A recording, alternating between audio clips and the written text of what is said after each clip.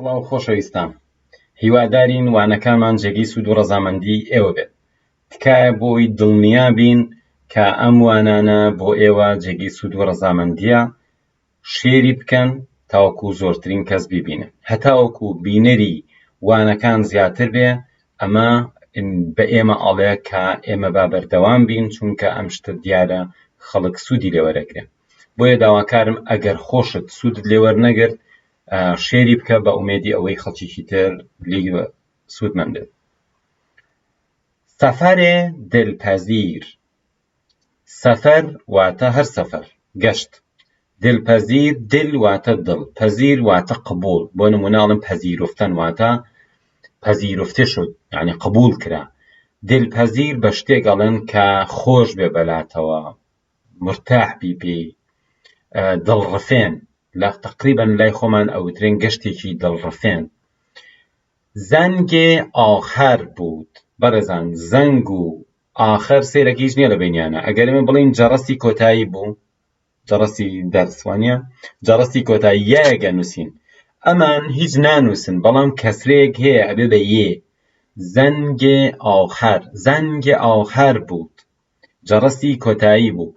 خانومێ ئاموزگار واتە مامۆستاژنەکە پرسید، پرسیاری کرد، کدام یک از شما، کام یک لە ئێوە، زۆر ئاسانە، کدام یعنی کام، یک هەر یەک، از شما لە ئێوە، ئەز واتە لە، کدام یک از شما تابستان گذشته.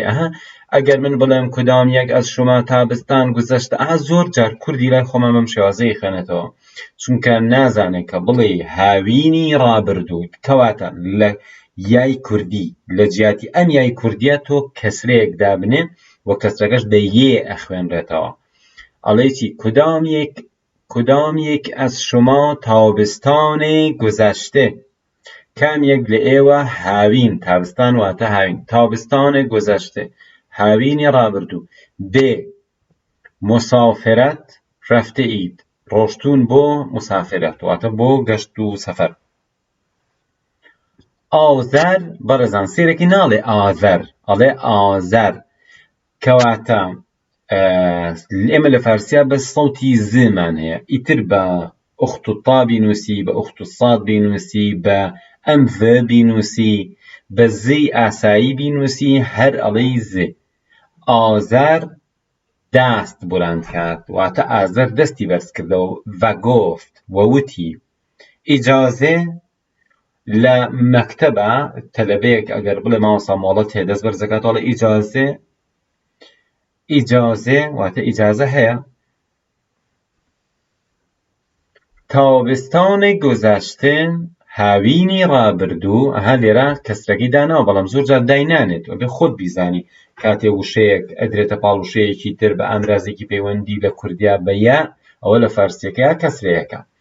تابستان گذشته واتە هاوینی ڕابردوو، با پدر، مادر و برادرم، واتە لەگەڵ باوک، دایک و براکەم، به مازندران رفتیم، ڕۆشتین بۆ مازیندەران. مازیندەران ئەکاتە شمالی ئێران، واتە ئەکاتە باکووری ئێران، شوێنێکە پڕ لە سەوزایی و دار و دەرەخت و جوانیەکی سەرنجڕاکێشی هەیە.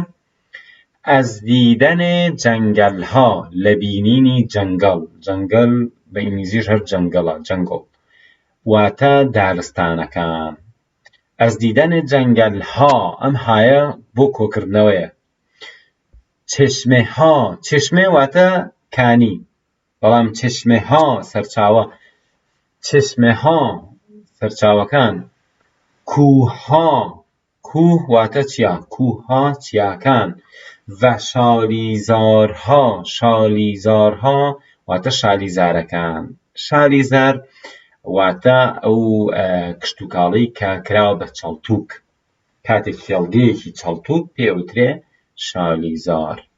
شالیزارها لێزەت بردیم، وتم هەڕ لێزێ، لێزەت بردیم، چێژمان وەرگرت، واتە لە بینینی دارستان و کانیاوەکان و کێوەکان و کێڵگەکانی چەڵتووک چێژمان وەرگرت. آنجا لەوێ هەوای خوب و دڵپەزیری داشت لەوێ هەوایەکی خۆش و دڵڕفێنی هەبوو. بەرادەرم گفت، براکەم وتی، کاش میتەوانستم خۆزگە ئەمتوانی هەرچێ را کە میبینم هەر شتێک کە ئەبینم بینووسم یعنی خۆزگە هەر شتێک کە ئەیبینم ئەمتوانی ئەمنووسی.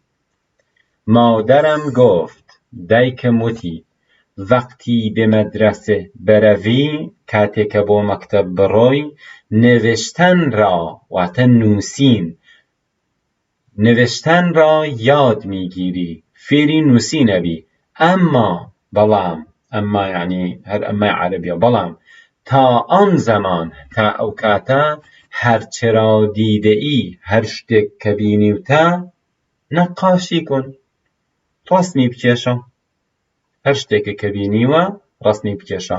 یەک جاریکە بۆتان ئەخوێنمەوە. سفر دلپذیر. زنگ آخر بود. خانم آموزگار پرسید کدام یک از شما تابستان گذشته به مسافرت رفته اید؟ آذر دست بلند کرد و گفت اجازه؟